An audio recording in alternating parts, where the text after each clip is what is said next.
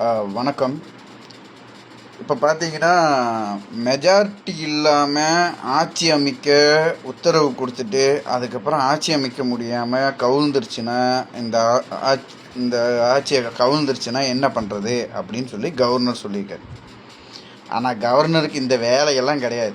அந்த ஆளு ஒரே வேலை, பெரும்பான்மையோடு வந்திருக்காங்க, ஆட்சி அமைக்கணும்னு கேட்குறாங்க. ஆட்சி அமைக்கிறதுக்கு இவர் பர்மிஷன் கொடுத்து முதலமைச்சரை தேர்ந்தெடுத்து போவாங்க. சட்டசபையில் அவங்க நிரூபிச்சுட்டு போகிறாங்க. நிரூபிக்கல, எப்படியோ போகட்டும், ஓகேவா? ஆளுநர் இதுக்கு தாங்க அவர் ஸ்டாலின் ஏடிஎம்கேக்கு ஆளுநர்னால பிரச்சனைங்கும் போதுமே டிஎம்கே தாங்க ஃபைட் பண்ணிட்டு இருந்துச்சு. இந்த பிஜேபி இப்படி தாங்க ஸ்டார்ட் பண்ணும், உங்கள் மனநிலையாக சோதிக்கும், ஓகேவா? அதுக்கு தான் ரொம்ப தீவிர அரசியல் அறிவோடு இருக்கணுங்கிறது. நீங்கள் இதையே ஃபேஸ் பண்ண முடியலன்னா எப்படி ஆட்சி நடத்த போகிறீங்க எனக்கு தெரியல. ஆனால் சரி விடுங்க, நீங்கள் புதுசாக வந்திருக்கீங்க, இதை ஃபேஸ் பண்ண முடியாது, பரவாயில்ல, அதையும் கூட ஏற்றுக்கலாம்.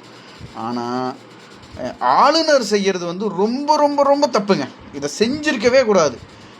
கண்டிப்பாக ஆட்சி அமைக்கட்டும், அவர் முதலமைச்சராகட்டும், அதுக்கப்புறம் அவர் நிரூபிக்காமல் போனால் போயிட்டு போதும். அதுக்கப்புறம் கவுந்துட்டு போகுது. இப்போ உங்களுக்கு என்ன ஆகிருப்போகுது? சட்டசபை தானே கூட போகுது, மற்றபடி உங்களுக்கு என்ன பெரிய மறுபடியும் ரீஎலெக்ஷனாக நடந்துடுச்சு.